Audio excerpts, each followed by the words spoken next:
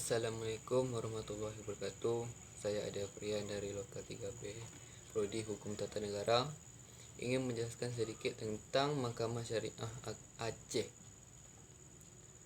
Peradilan Syariat Islam di Aceh yang dilakukan oleh Mahkamah Syariah merupakan pengadilan khusus dalam lingkungan peradilan agama. Peradilan Syariat Islam di Aceh merupakan pengadilan khusus dalam lingkungan peradilan agama sepanjang wewenangnya menyangkut wewenang peradilan agama, dan merupakan pengadilan khusus dalam lingkungan peradilan umum sepanjang wewenangnya menyangkut wewenang peradilan umum. Wewenang Mahkamah Syariah sebagai pengadilan khusus seperti yang dijelaskan pada pasal 3 Undang-Undang Nomor 3 Tahun 2006 tidak lagi terbatas dalam bidang perdata, tetapi juga mencakup bidang muamalah dan janiah sebagai bahagian dari sistem peradilan Indonesia. Mahkamah Syariah memiliki dua kompetensi dasar, iaitu wewenang pengadilan agama sebagai wewenang peradilan umum.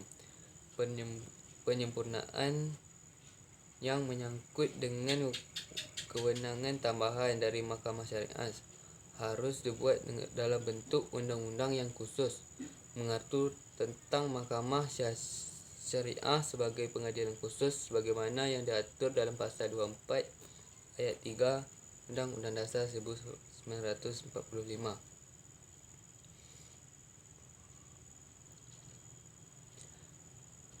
Peradilan Syariat Islam dalam kurung Mahkamah Syariah di Aceh terbentuk setelah diundangkannya Undang-Undang Nomor 18 Tahun 2001 yang selanjutnya diganti dengan Undang-Undang Nomor 11 Tahun 2006 tentang Pemerintah Aceh. Pasal 7 ayat 2 Undang-Undang Pemerintah Aceh menjelaskan bahawa kewenangan untuk mengatur dan membuat perangkat perundang-undangan dalam bidang kehakiman merupakan kewenangan pemerintah pusat, sementara Pasal 128 ayat 4 itu memberikan kewenangan kepada pemerintah Aceh untuk mengatur lebih lanjut kewenangan Mahkamah Syariah mengenai bidang hukum keluarga, hukum perdata dan hukum perdana, baik yang berhubungan dengan ketentuan hukum material maupun hukum formil. Pasal 132 Undang-Undang menyatakan bahawa acara yang berlaku pada Mahkamah Syariah adalah hukum acara yang diatur dalam Kanun Aceh. Hukumnya di sini meliputi hukum acara perdata Islam dan hukum acara pidana Islam. Sebagai bahagian dari sistem peradilan Indonesia, Mahkamah Syariah memiliki dua kompetensi dasar, iaitu wewenang peradilan agama dan sebagian wewenang peradilan umum. Satu, wewenang Mahkamah Syariah yang menyangkut seluruh wewenang peradilan agama.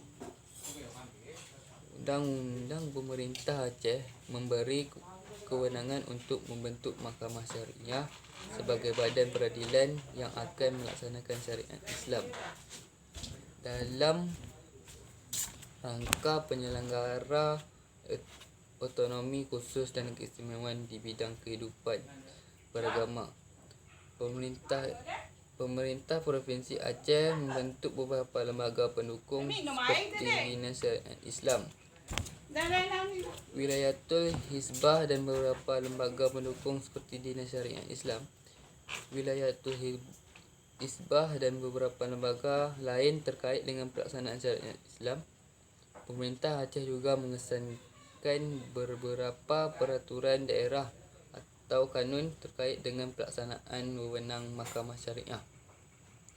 Adapun material dalam bidang muamalah yang telah ditetapkan pula menjadi kewenangan Mahkamah Syariah. Sampai saat ini belum disusun kanunnya. Oleh kerana itu, kewenangan di bidang tersebut belum dapat dilaksanakan kecuali beberapa perkara perdata yang sejak dulu yang telah kewenangan pengadilan agama seperti masalah wakaf, hibah, wasiat dan sedekah.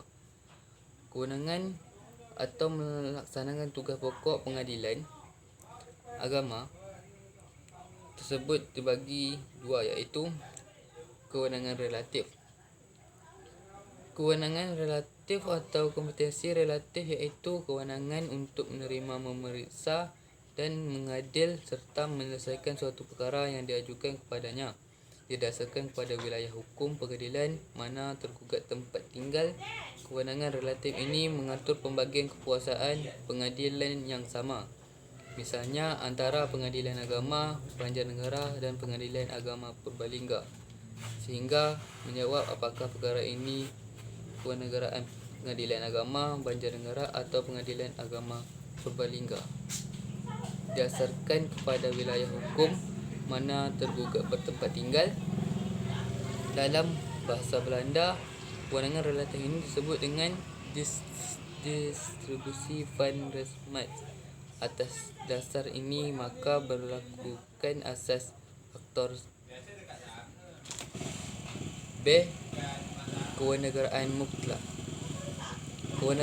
Kewarganegaraan mutlak atau kompetensi absolut adalah wewenang badan peradilan dan memeriksa jenis perkara tertentu yang mutlak tidak dapat diperiksa oleh badan peradilan lain.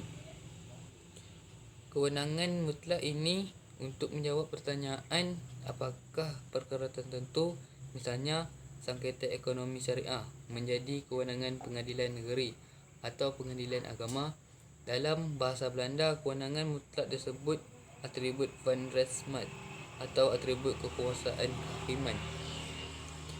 Setelah reformasi bergulir dan dilakukan amandemen Undang-Undang Dasar 1945, khususnya pasal 24 ayat pasal 24 yang mengukuh badan peradilan agama masuk dalam sistem hukum nasional, maka politik hukum Indonesia mulai merespon kepentingan dan kebutuhan hukum umat Islam dalam menjalankan syariatnya. Kemudian lahirlah Undang-Undang No. 3 Tahun 2006 tentang perubahan atas Undang-Undang Nomor 7 Tahun 1989 tentang peradilan agama. Baiklah, itu saja penjelasan dari saya. Jika terdapat salah-salah kata dalam menyampaikan, mohon dimaafkan. Saya akhiri. Wassalamualaikum warahmatullahi wabarakatuh.